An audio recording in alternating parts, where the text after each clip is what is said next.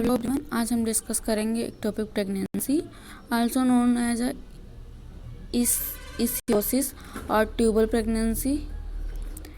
It is a complication of pregnancy in which the embryo attach to outside the uterus.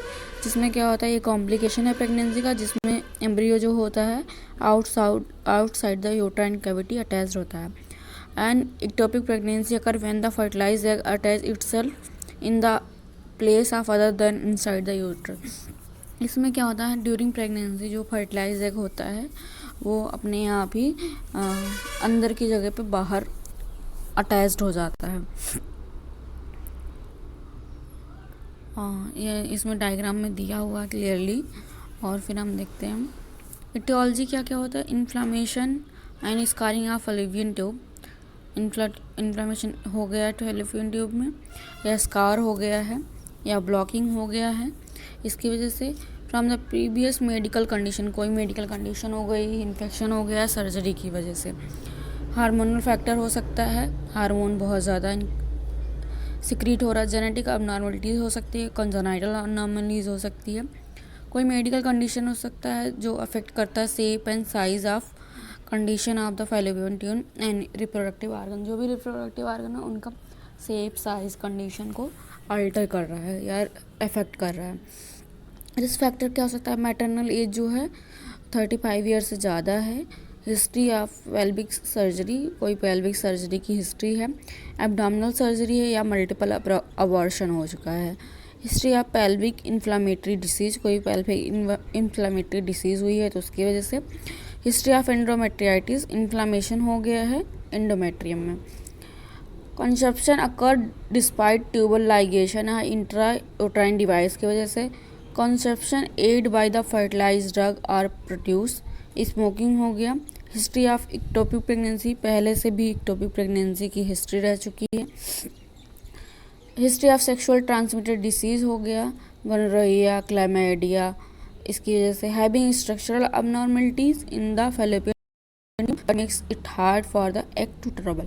मतलब कि पहले से history है कि स्ट्रक्चरल अबनॉर्मलिटी है फैलोपियन ट्यूब में जो कि ऑब्स्ट्रक्शन कॉज करता है एग को ट्रेवल करने में. साइन एंड सिम्टम क्या हो सकते हैं, नोजिया हो सकता है, ब्रेस्ट सोरनेस हो सकता है. ये दोनों कॉमन होते हैं सिम्टम एक्टोपिक प्रेगनेंसी यानी यूट्राइन प्रेगनेंसी में. The following symptoms are more common in ectopic pregnancy can be indicate the medical emergency. Sharp wave of pain in the abdomen, pelvis और shoulder और neck में pen हो सकता है और बहुत ज़्यादा पेन होगा, सीवियर वाला. Severe pain that occur one side of abdomen, एक साइड में होगा. Light to heavy vaginal spotting और ब्लीडिंग, बहुत ज़्यादा या कम वेजाइनल ब्लीडिंग हो सकती है. डिजीनेस हो सकता है, फेंटिंग हो सकता है. रेक्टल प्रेशर इंक्रीज हो सकता है. असेसमेंट और डायग्नोसिस कैसे करेंगे, हिस्ट्री कलेक्ट करेंगे. फिजिकल एग्जामिनेशन में pelvic exam to check for pain, tenderness and कोई भी मास का अकोमोडेशन है उसको चेक करेंगे. फिर एससीजी ह्यूमन कोरियोनिक गोनाडोट्रोपिन का लेवल चेक करेंगे. The level of hCG double in early normal pregnancy every 3 days but are reduce in abnormal या एक्टोपिक प्रेगनेंसी. नॉर्मल प्रेगनेंसी में इंक्रीज होता है बट अब नॉर्मल प्रेगनेंसी में डिक्रीज होता है. ठीक है. सीरम प्रोजेस्टेरॉन लेवल चेक करेंगे कितना है. फिर ट्रांसवेजाइनल अल्ट्रासोनोग्राफी करेंगे, देखेंगे कि बेबी कहाँ पे, जो भी एम्ब्रियो फर्टिलाइज है कहाँ पे इम्प्लांटेड है. एक्सरे में भी देखेंगे गेस्टेशनल सैक है कि नहीं है. लेप्रोस्कोपी से भी चेक करेंगे.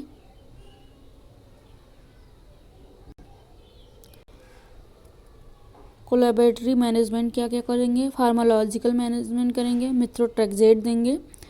It is a type of medicine that interferes with the DNA synthesis and stop the cell from dividing and multiplying.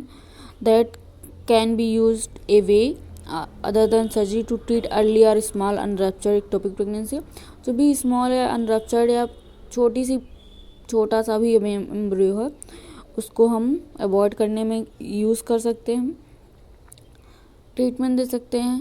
First day मेजोट्रेक्सेट देंगे 50 mg IM 4 डे क्या देंगे, SCG लेवल का मेज़रमेंट करेंगे, देखेंगे बढ़ रहा है कि नहीं।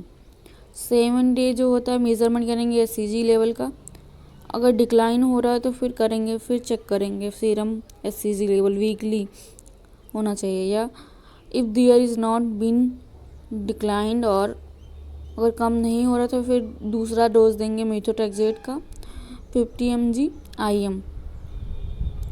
SCG लेवल फिर मॉनिटर करेंगे 4 दिन 7 दिन पे सेकेंड डोज देने के बाद।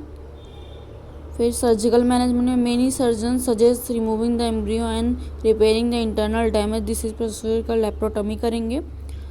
जो भी अंदर प्रॉब्लम हो रही है उसको सही करना सर्जिकली।